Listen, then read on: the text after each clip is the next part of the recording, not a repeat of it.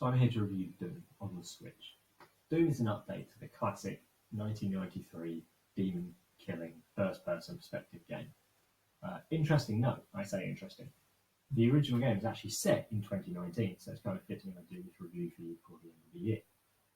A lot of the original concepts remain, but the graphics obviously much better. Released in 2017, Doom for the Switch is an update to a classic franchise.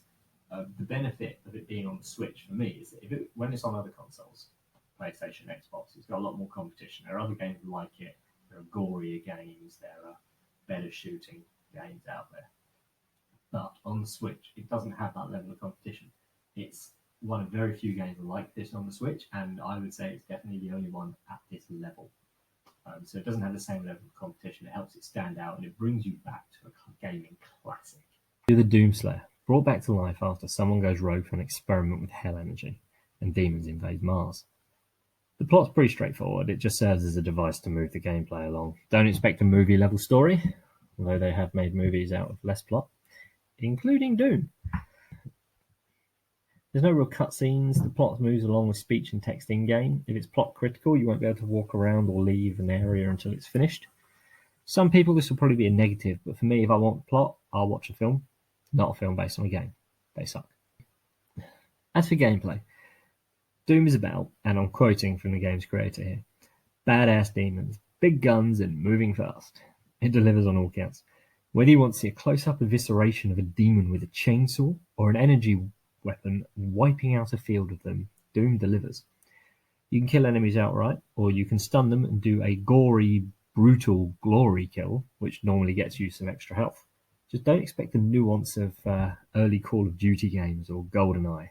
There's no opportunity to go through the game maximising headshots or shooting from around corners, unless you have literally nothing better to do with your life. The aim of the game is to keep moving, keep shooting, and know who to kill first. I mean, literally every time I sneaked up on a big demon to kill it, something spawned behind me. This one time, it actually made me jump on the train, and the person next to me gave me a really weird look. It's still not as bad as when you dance along to Casey and the Sunshine Bang in your seat. People moved away from me that time. There's several demon types. Each one's harder to kill than the last. In the early level, you run into these massive demons, and they'll take a few attempts to kill. They'll just keep wiping you out. In later levels, you come up against the same demon, but they're just nuisances, while you're taking on a bigger, newer class of demon. You kind of wonder, is this because you've gotten better as the levels go on? What you struggled against early on isn't really a challenge for you anymore? I like to think so. Of course, the fact that you've got bigger guns probably doesn't hurt.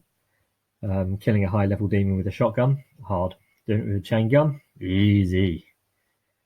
Ammo consumption is always a factor. You don't want to use all your good guns on the little guys, or you've got nothing left for the real problems. And actually, this is a good place to mention a bugbear of mine. The game mechanics let you switch between two weapons of choice quickly at the press of a button. But when you run out of ammo in one of those, instead of defaulting to your second weapon, you default to the shotgun.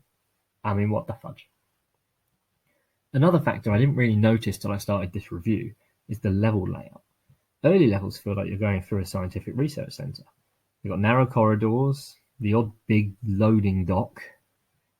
And later levels, though, they feel like you're going from one combat arena to the next. The fighting spaces are large, they're multi-leveled to give you more places to run between and split up attacking hordes, split out ammo across them. More importantly, this makes the rocket launcher infinitely safer to use, making it easier to kill demons you previously encountered in enclosed spaces without blowing yourself up. I think this level design was largely as some of the later demons don't fit in narrow corridors. But it does leave you wondering why a science research station has so many wide open spaces. Were the scientists going to introduce foxy boxing matches on the weekend? I mean, it's not a showstopper, but you start to figure out when you're in for a big fight and when you're just going to be slaying little guys. It helps with planning which guns to use and conserving ammo, though. Ultimately, this game comes down to kill, and kill some more, but with a wide range of demons and a good roster of weapons. I've made it through without it feeling too repetitive.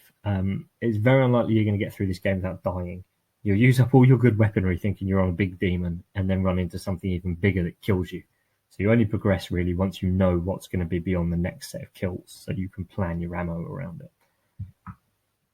It gives the game a bit of a roguelike quality, but ultimately you can kill anything with any weapon if you're plucky enough. And for me, that's the thing about Doom. It wants you to complete it. You don't feel like you're being screwed out of victory. The game's on your side. When you glory kill an enemy, as I mentioned earlier, they drop some health. But when you're really low on health and you glory kill an enemy, they drop even more. You get ammo drops from bosses, which doesn't really make sense unless demons are made out of bullets. It's nice to feel like the makers want you to enjoy it and not feel cheated or like it's unwinnable. That's what makes me feel like Doom was made for the average person and not these hardcore gamers, which I'm not.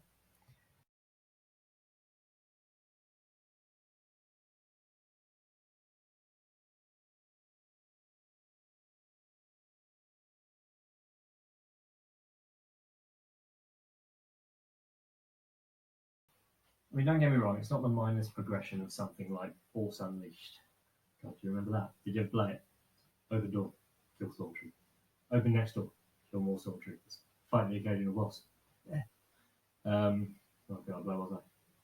Yeah, it's slightly more nuanced than those at least. But if you're looking for sort of original GoldenEye or Call of Duty, it's not what you're going to find here.